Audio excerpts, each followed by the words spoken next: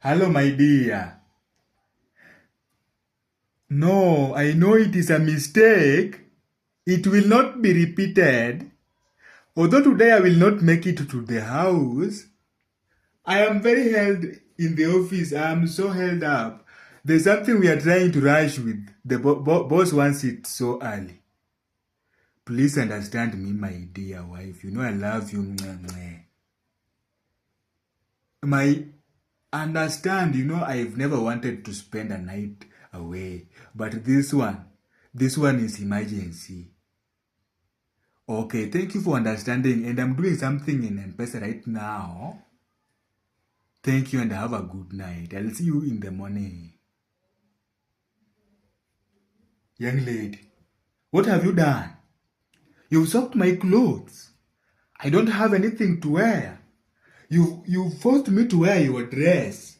I am someone's father. I look funny. Hey, wewe usinilete mimi. This is shameful. Mimi usinilete. Sasa mimi ni wa maana kama bibi yako. What are you saying? Are you trying to compare yourself with my wife? Kujikompea? Unaona kujikompea? Mimi by the way utanitumia hapa kama trash. What are you saying? We agreed that you was to remain anonymous. Anonymous?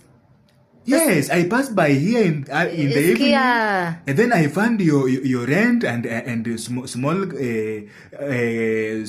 small budget and everywhere. So what is the problem? Unita nimekupea heshima hapo unaongea na bibi yako nimenyamaza tu. Sijaongea initiate. Alafu pa unaniambia mambo ya anonymous. Anonymous ilisha wakati yenye uliamua kuvisit the Garden of Eden. Hey, what do you mean? Nimechoka kutumiwa. It's high time we make it official. Make what official? Sai, sisi ni familia. Whether unataka mudai.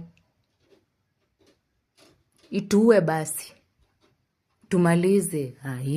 Mimi nimechoka. We cheki nini mbaya? Hebu tulia hapo nikuletee hizo dawa za pressure usinikufia hapa. Sitaki muhadhara.